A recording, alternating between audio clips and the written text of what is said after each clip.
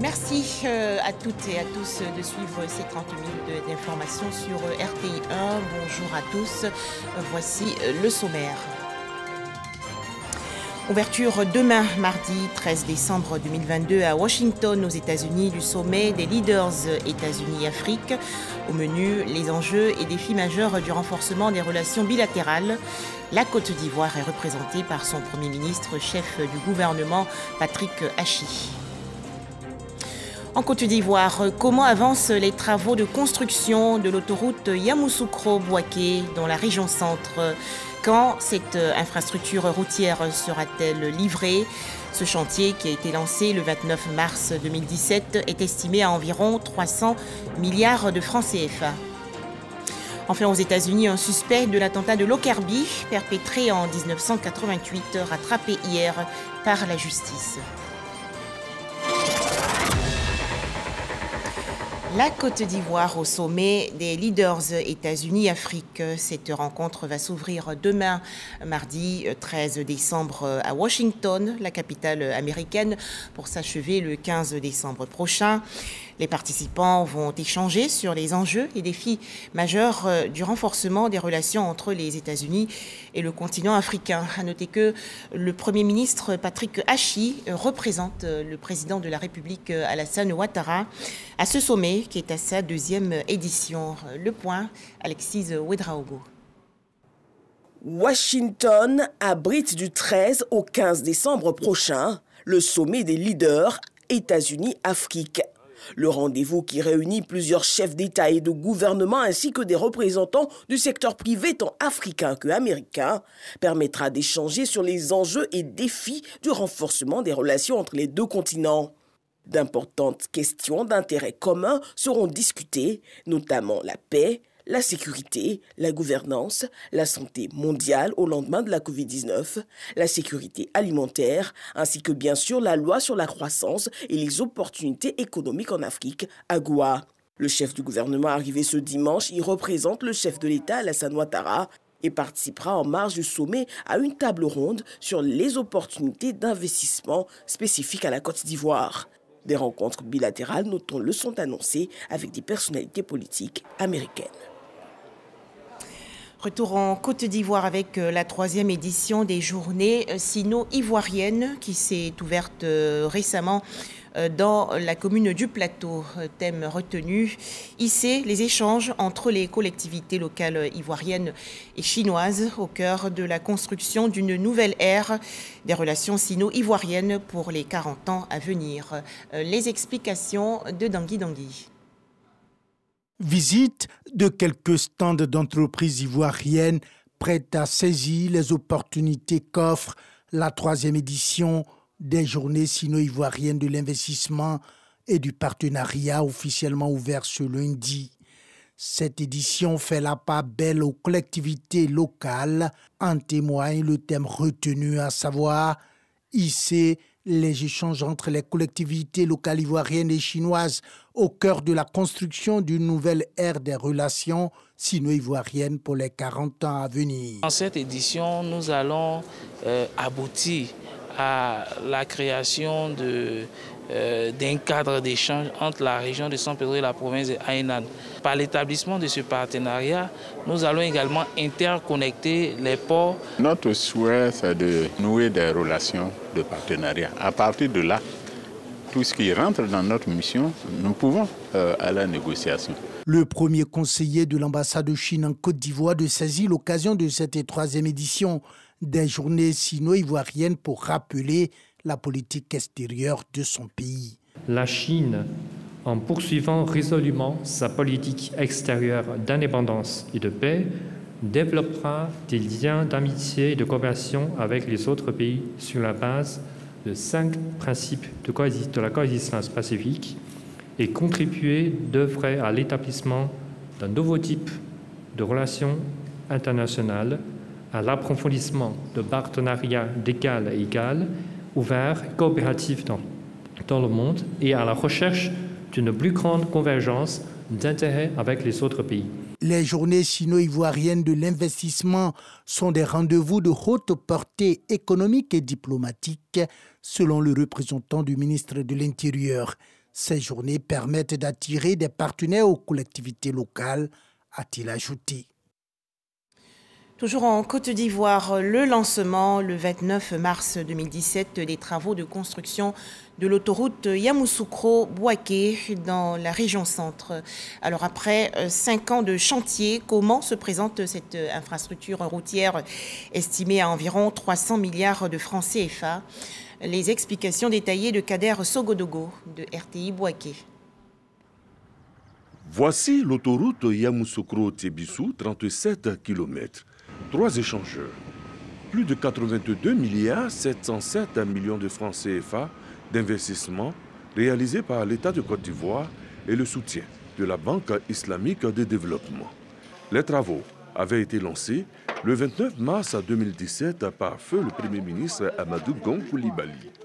4 années après, la route dégage tout son charme. C'est sûr, voyageurs et conducteurs ne résisteront pas longtemps à ce charme. Quelques derniers détails sont à régler. Il ne reste que ce péage qui est exécuté aussi jusqu'à plus de 75%. Voilà, où là, les équipementiers sont là pour tout mettre en place. Un détour à la section 2, Tébissou-Bouaké, 96 km, 7 échangeurs, un pont sur le camp, un pont de chevauchement des rails. L'État de Côte d'Ivoire et Exim Bank Chine ont mobilisé 175 milliards 798 millions de francs CFA pour sa réalisation. Les travaux vont bon train et les nouvelles sont plutôt réjouissantes. Nous pensons que l'objectif sera atteint, même si on ne nous a pas livré la route en décembre 2022, en tout cas en début de l'année, les gens pourront rouler jusqu'à Bouaké sur l'autoroute. Aujourd'hui, l'entreprise demande à faire des équipes de nuit pour pouvoir vraiment respecter les délais.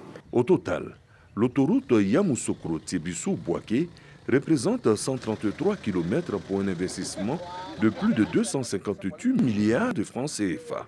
Dès sa prise de fonction, le président de la République, Alassane Ouattara, s'était engagé à faire de la construction de routes le point de départ du développement économique de la Côte d'Ivoire. De nombreuses routes continuent d'être réalisées. C'est le cas de l'axe Tébissou-Sakassou-Béoumi, 74 km. Démarré le 15 septembre 2020, la route doit être livrée en juillet 2024. C'est une promesse du président de la République au royaume baoulé qui est traduite ici en réalité. Nous avons commencé les travaux depuis Sakassou. Nous avons 20 km déjà bitumés à la date d'aujourd'hui. Ensuite, il y a un total de 23 km de couches de base déjà stabilisées. On est ici au cœur du pays baoulé. Sakassou, c'est la capitale du royaume. La reine même habite Sakassou.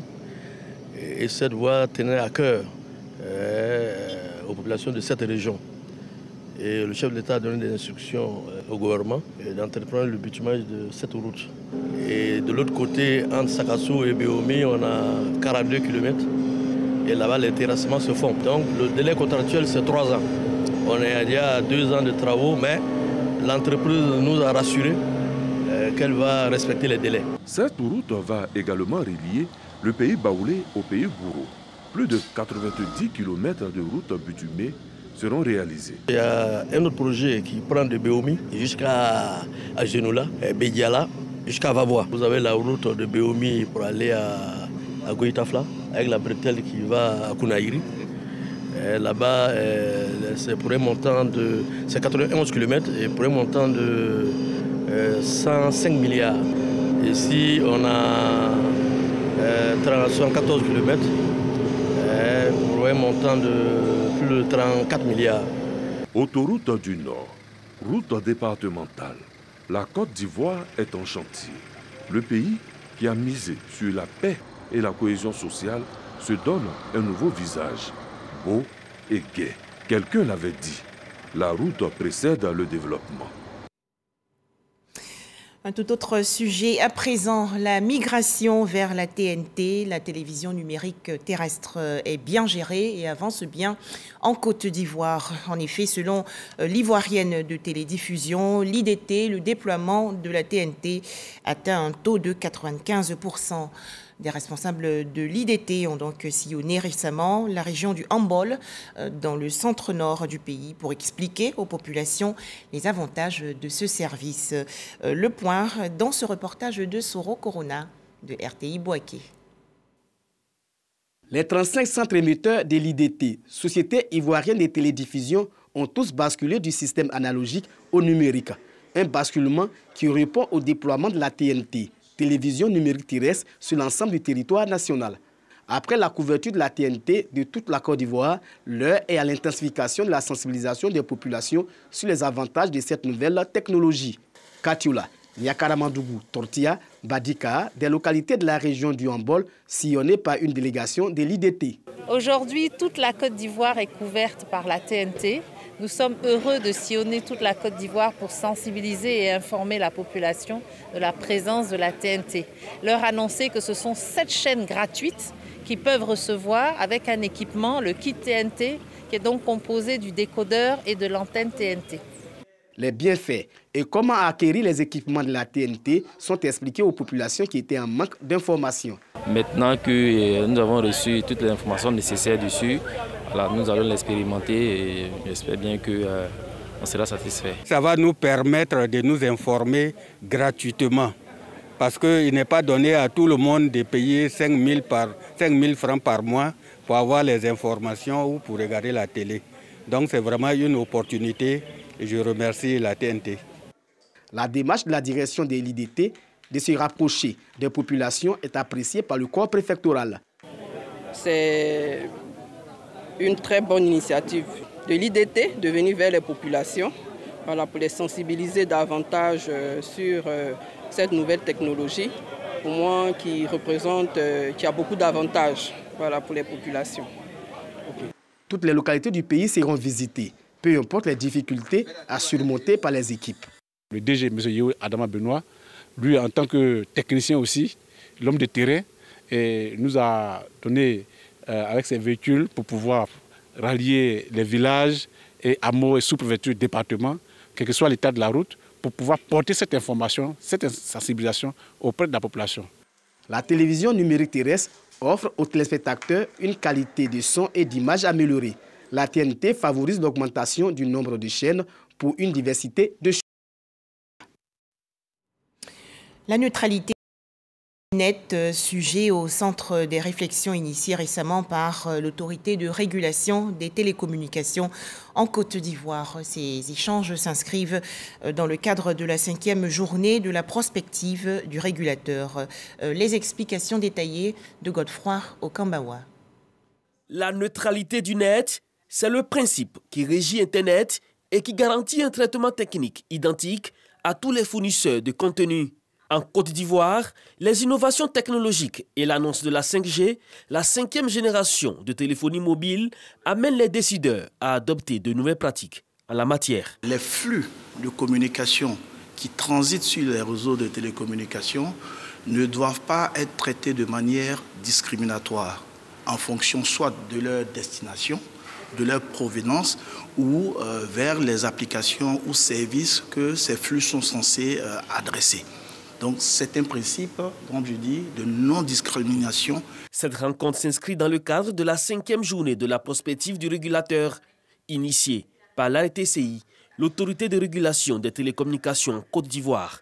Ces acteurs intervenant dans les TIC réfléchissent sur la neutralité du net, qui est à l'épreuve aujourd'hui des innovations technologiques. Nous sommes dans un secteur qui est très dynamique et qui est tout le temps en mutation. On parle là de 5G. Et la 5G vient avec des problématiques nouvelles qui peuvent mettre, je veux dire, en contradiction les principes que nous avons consacrés au niveau de la neutralité des nets. Alors, il faut qu'en toute objectivité, nous analysions ce que nous apporte la 5G par rapport à ce que dit la neutralité et puis faire les bons arbitrages pour que justement nous ne perdions pas les principes fondamentaux de la neutralité du net. À terme, il s'agira de mettre en place un cadre régional sur la neutralité du net afin de faciliter l'accès équitable à tous. Continuons ensemble et activement la lutte contre le coronavirus.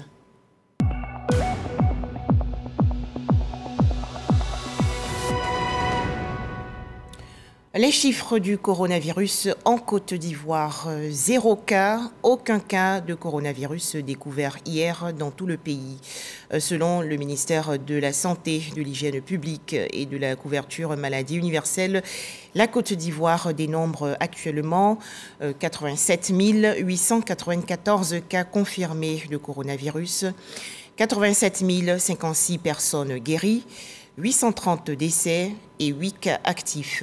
Rappelons que le ministère de la Santé, de l'Hygiène publique et de la couverture maladie universelle invite les populations de plus de 12 ans à se faire vacciner massivement et gratuitement dans les centres de vaccination.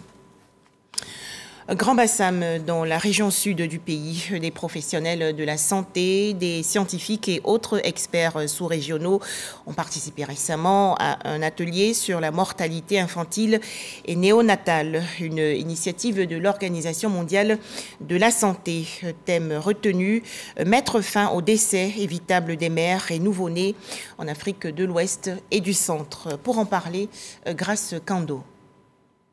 La Côte d'Ivoire, tout comme 8 autres pays d'Afrique de l'Ouest et du Centre, bénéficie des fonds français Muskoka pour l'amélioration de la réduction de la mortalité infantile et néonatale. Les différentes parties prenantes se sont retrouvées à Grand Bassam pour examiner la mise en œuvre des actions menées pour mettre fin à la mortalité maternelle au niveau des pays. Il faut des services de qualité pour pouvoir arriver à faire face à ces maladies. Il nous faut des médicaments. Il faut des ressources humaines formées, qualifier et savoir à quel moment on donne quel traitement et avec toute la qualité qu'il faut. Une fois que les personnels sont disponibles avec des médicaments, il faut bien que la population vienne les utiliser dans les centres de santé. C'est là où toute la question de l'accessibilité aux soins est très importante. Ces pays sont réunis pour imaginer des stratégies pour pouvoir justement accélérer la réduction de la mortalité maternelle et infantile en Afrique d'une manière générale, mais dans les pays qui sont appuyés par le fonds Muskoka. Pour le ministère de la Santé, les fonds Muskoka ont permis de renforcer les résultats et acquis dans le cadre des efforts menés pour la réduction des décès maternels et néonatals. Pour ce qui concerne la Côte d'Ivoire, l'EDS de 2021 nous donne des chiffres intéressants parce que nous sommes passés de 641 décès pour 100 000 naissances vivantes à 385 décès pour 100 000 naissances vivantes. C'est un progrès qui a été réalisé, mais il faut reconnaître que des efforts restent encore à faire. Nous avons invité les participants à approfondir la réflexion avec l'appui donc du fonds français Muskoka pour que dans l'échange 2030, les objectifs de réduction considérable de la mortalité maternelle, infantile et néonatale puissent être atteints. Selon l'Organisation mondiale de la santé, la plupart des décès maternels et néonatals sont évitables dès lors qu'une prise en charge médicale adaptée est disponible et accessible. Dans l'actualité également, le tout premier atelier régional du projet CABES, développement des capacités des experts en biodiversité et services écosystémiques. Les travaux se sont déroulés il y a quelques jours dans la commune de Cocody. Plus de 140 participants venus de 40 pays africains et européens ont échangé sur la question. Les explications de Sephora Zegui. Les problèmes environnementaux sont multisectoriels et les experts et chercheurs africains restent souvent en marge des discussions internationales pour la résolution des problèmes liés à la biodiversité. Pour résoudre ce dysfonctionnement, le projet dénommé CABES a vu le jour en 2017. Il vise à former des étudiants et experts qui sont l'interface entre la science et la politique. Il faut que ces acteurs interagissent pour pouvoir donc former une nouvelle génération d'experts qui permettent de résoudre les problèmes d'environnement. L'idée, c'est que ces participants-là interagissent sous forme de réseau, de telle sorte que finalement, ils aient à peu près le même objectif qui est donc de faire la promotion du développement durable. Ce projet financé par l'ambassade de la République fédérale d'Allemagne rassemble 140 participants venus de 40 pays d'Afrique et d'Europe. Son utilité n'est plus à démontrer en ce sens que l'Afrique regorge d'énormes experts dans le domaine de la biodiversité, mais leurs voix ne sont pas entendues au niveau international, d'où le soutien de l'ambassade d'Allemagne. Le changement climatique, ça touche tous les pays. Il faut trouver des solutions, il faut se coordonner, soit au niveau de la politique, mais aussi de la recherche, des chercheurs. Ce sont eux qui, à la fin, doivent trouver des solutions. Alors je me réjouis qu'on ait vraiment un sponsor de cette conférence. Des assises très bien accueillies par le ministère de l'Enseignement supérieur et de la Recherche scientifique. Arsène Kobea, le directeur de cabinet, estime qu'il est opportun pour l'Afrique de fédérer ses forces pour être plus fort. À la fois, le changement climatique a lieu, mais il y a aussi le phénomène anthropique, c'est-à-dire du fait de l'homme. Et il faut que nous nous entendions entre pays, entre régions, de façon sous-régionale, pour que nous puissions coordonner nos politiques pour la préservation, la durabilité de notre écosystème. Le projet CABES va permettre à ces experts d'avoir accès à la plateforme intergouvernementale scientifique et politique sur la biodiversité et les services écosystémiques IPBES. Ils pourront ainsi exprimer tous leurs besoins et apporter leur contribution. Direction à présent Yamoussoukro, dans la région centre du pays, où les magistrats et autres auditeurs de justice ont participé il y a quelques jours à une séance de formation. Les travaux ont porté sur la gestion des litiges liés aux droits de propriété intellectuelle. Les détails, Kader Sogodogo de RTI Bouaké. Institut national de formation judiciaire de Yamoussoukro. 20 magistrats et 44 auditeurs retrouvent un environnement studieux. Ils y sont pour découvrir toutes les facettes de la loi relative aux propriétés intellectuelles pour une meilleure gestion des litiges dans le domaine. Ce séminaire, qui est dénommé Programme de renforcement des capacités des magistrats de l'espace OAPI, à l'attention des magistrats en fonction et des auditeurs de justice, va contribuer au renforcement des capacités de ceux-ci en matière de gestion des litiges liés aux droits de la propriété intellectuelle. Les créations intellectuelles représentent des investissements humains et financiers inestimables et sont regardées à juste titre comme de substantielles valeurs économiques au regard de la vie des affaires. Cette formation permettra également à ces hommes et ces femmes de droit de rendre l'espace crédible et attrayant pour les investisseurs étrangers, tout en garantissant la transparence des transactions. La propriété intellectuelle, c'est aussi quelque chose de très très important d'un point de vue économique, puisque c'est un moyen de favoriser, de protéger tous les inventeurs et tous les créateurs, et donc de pouvoir leur permettre d'exploiter leurs œuvres ou leurs créations. La protection de ces droits permet de porter l'économie des pays, puisqu'on sait très bien que protéger les œuvres littéraires, protéger les inventions, protéger les œuvres artistiques permet effectivement de porter le développement d'un pays. Ce renforcement de capacités est à mettre à l'actif de l'Organisation mondiale de la propriété intellectuelle, qui bénéficie de la coopération de l'École nationale de la magistrature de France, de l'Organisation pour l'harmonisation en Afrique du droit des affaires OHADA et bien d'autres structures assimilées. La formation va durer 5 jours. Autre actualité, avez-vous déjà entendu parler de la Sainte Barbe? C'est une fête patronale célébrée le 4 décembre de chaque année par les militaires. En Côte d'Ivoire, la célébration 2022 s'est déroulée récemment à Bouaké, dans la région centre du pays. Au menu, des séances de sport, des repas de corps et le baptême de la dernière promotion de canonnier sergent tireur. C'est un reportage de Léon Brou de RTI Bouaké. Sur le théâtre des opérations, l'équipe de télédétection reconnaît une présence ennemie, la localise à 7 km des troupes et fait appel aux canonniers tireurs. Ceux-ci préparent et procèdent au tir de mortier 120 mm qui neutralise l'ennemi. Les troupes peuvent alors avancer. Juste une simulation pour montrer l'aptitude des soldats de 2e classe du bataillon d'artillerie sol-sol à ces 42 recrues issus de la classe 2022, remise de diplôme de fin de formation et baptême de la promotion du nom du lieutenant-colonel Kwadio Dibi, chef de corps, décédé en 2020. Dibi a su redynamiser l'instruction au bataillon et cela a justifié le nom de baptême de votre promotion. Nous vous exhortons à être comme lui, travailleur infatigable, apprenant acharné, esclave de la perfection, voilà les mots qui pourraient qualifier ce valeureux collaborateur. S'instruire pour être toujours apte à servir dans le bataillon d'artillerie, c'est ce qui devrait être votre leitmotiv.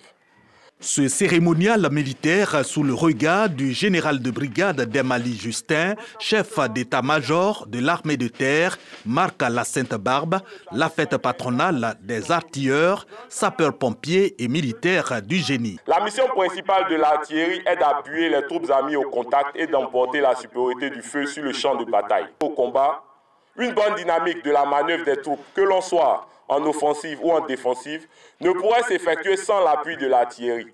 Avant le repas de corps, remise des distinctions, couronnant les jeux qui ont meublé la célébration, sport collectif, sports cérébraux, jeux de chèques, courses d'obstacles, athlétisme.